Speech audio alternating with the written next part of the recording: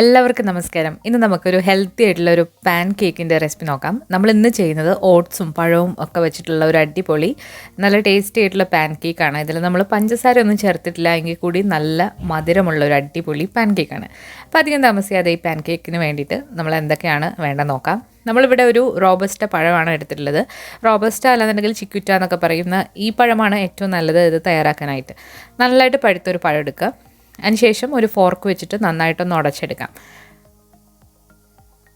കുട്ടികൾക്കൊക്കെ കൊടുക്കാൻ പറ്റിയ നല്ല ഹെൽത്തി ആയിട്ടുള്ളൊരു ബ്രേക്ക്ഫാസ്റ്റാണ് നമ്മളിന്ന് ഷെയർ ചെയ്യുന്നത്. കുട്ടികൾക്ക് മാത്രമല്ല വലിയവർക്കും ധൈര്യമായിട്ട് കഴിക്കാൻ പറ്റുന്ന ഹെൽത്തി ആയിട്ടുള്ള ഒന്നാണ്. ഇതിൽ നമ്മൾ പഞ്ചസാര ഒന്നും ചേർക്കുന്നില്ല എങ്കിൽ കൂടി നല്ല മധുരമുള്ളൊരു പാൻ കേക്കാണ്.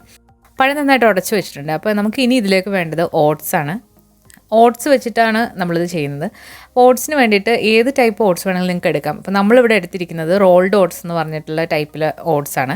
അപ്പോൾ ഇത് തന്നെ വേണം നിർബന്ധമൊന്നുമില്ല. വളരെ ചെറിയ തരികളുള്ള സാധാരണ ഓട്സും എടുത്താലും മതി. അപ്പോൾ നമുക്ക് ഓട്സ് ആദ്യം തന്നെ ഒന്ന് പൊടിച്ചെടുക്കണം. വറക്കൊന്നും വേണ്ട, നമുക്കല്ലാതെ തന്നെ മിക്സിയുടെ ജാറിലിട്ട് നല്ല ഫൈനായിട്ടൊന്ന് പൊടിച്ചെടുക്കാം. വറക്കണമെന്നൊരു നിർബന്ധമില്ല, നിങ്ങൾക്ക് വേണമെന്നുണ്ടെങ്കിൽ ഒന്ന് വറുത്തും എടുക്കാവുന്നതാണ്. 1/2 കപ്പ് ഓട്സാണ് നമ്മൾ മിക്സിയുടെ ജാറിലേക്ക് ഇട്ട് കൊടുത്തത്. നന്നായിട്ടൊന്ന് പൊടിച്ചെടുക്കാം. അപ്പോൾ നല്ലതായിട്ട് ഇത് പൊടിച്ചെടുത്തിട്ടുണ്ട് നമ്മൾ. ഇനി നമ്മൾ നേരത്തെ ഉടച്ചു വെച്ചിരിക്കുന്ന പഴത്തിലേക്ക് ഒരു മുട്ട പൊട്ടിച്ചൊഴിക്കാം. മീഡിയം സൈസിലുള്ള ഒരു മുട്ടയാണ് ഇത്. റൂം ടെമ്പറേച്ചറിലുള്ളതാണ്, ഫ്രിഡ്ജിൽ നിന്ന് ഡയറക്റ്റ് എടുത്തതല്ല. ഇനി നന്നായിട്ടൊന്ന് അടിച്ചു കൊടുക്കാം. ഒരു ഫോർക്ക് വെച്ചിട്ട് നന്നായിട്ടൊന്ന് ബീറ്റ് ചെയ്ത് കൊടുക്കാം. ഫോർക്കോ സ്പൂണോ മതി. ഇനി ഇതിലേക്ക് നമുക്ക് നല്ല ഫ്ലേവറിന് വേണ്ടിയിട്ട് നിങ്ങൾക്ക് ഇഷ്ടമുള്ള ഫ്ലേവർ ചേർക്കാം. വാനില എസൻസോ അല്ലാന്നുണ്ടെങ്കിൽ ഏലക്കപ്പൊടി, പട്ട പൊടിച്ചത് ഏത് വേണമെങ്കിലും നിങ്ങൾക്ക് ചേർക്കാവുന്നതാണ്. നമ്മളിതിലേക്ക് കുറച്ച് വാനില എസൻസാണ് ചേർക്കുന്നത്. അപ്പോൾ ഈ ഫ്ലേവർ നിങ്ങളുടെ ഇഷ്ടമാണ്, നിങ്ങൾക്ക് ഇഷ്ടത്തിന് വേരി ചെയ്യാം. അതോടൊപ്പം തന്നെ നമ്മൾ ടേസ്റ്റൊക്കെ ബാലൻസ് ആവാൻ വേണ്ടിയിട്ട് ഒരു നുള്ളു ഉപ്പ് കൂടെ ചേർക്കാം. പഴത്തിന് നല്ല മധുരമാണ്. റോബസ്റ്റ പഴം എടുക്കുകയാണെന്നുണ്ടെങ്കിൽ വേറെ മധുരം ചേർക്കേണ്ട ആവശ്യമില്ല, നല്ല മധുരമുള്ള പഴമാണ്. നന്നായിട്ടൊന്ന് ബീറ്റ് ചെയ്ത് കൊടുക്കാം. ഇനി നമ്മളിതൊരു പാൻ കേക്ക് ആയതുകൊണ്ട് ഇതൊന്ന് ഫ്ലഫി ആയി കിട്ടാൻ വേണ്ടിയിട്ട് ഒരു നുള്ള് ബേക്കിംഗ് സോഡ, 1/4 ടീസ്പൂണൊന്നും ഇല്ല, ഇത് വെറും ഒരു നുള്ള് ബേക്കിംഗ് സോഡയാണ് നമ്മൾ ഇട്ട് കൊടുക്കുന്നത്. ഇത് ഇട്ട് കൊടുക്കണമെന്ന് നിർബന്ധവുമില്ല, കുട്ടികൾക്കൊക്കെ ആണെന്നുണ്ടെങ്കിൽ ഇത് സ്കിപ്പ് ചെയ്യാവുന്നതാണ്. ഇനി ഇതിലേക്ക് നമ്മൾ ഫൈനായിട്ട് പൊടിച്ച് വെച്ചിരിക്കുന്ന ഓട്സിൻ്റെ പൊടി ഇട്ട് കൊടുക്കാം.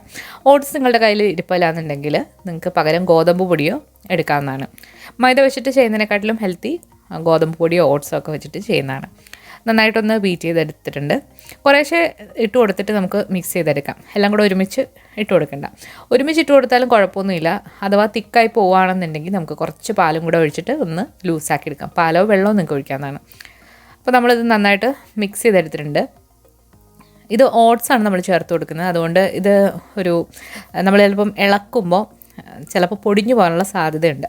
അത് ഒഴിവാക്കാൻ വേണ്ടിയിട്ട് നമ്മളിതിലേക്ക് കുറച്ച് ഗോതമ്പ് പൊടി കൂടി ചേർക്കുന്നുണ്ട്. സാധാരണ നമ്മൾ പാക്കറ്റിൽ കിട്ടുന്ന ഗോതമ്പ് പൊടിയാണ്.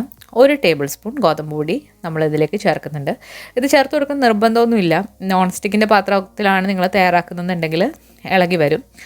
അപ്പോൾ നമ്മൾ 1 ടേബിൾ സ്പൂൺ ഗോതമ്പ് പൊടി കൂടെ ചേർത്തിട്ട് ഒന്നുകൂടെ ഒന്ന് മിക്സ് ചെയ്ത് എടുക്കാം.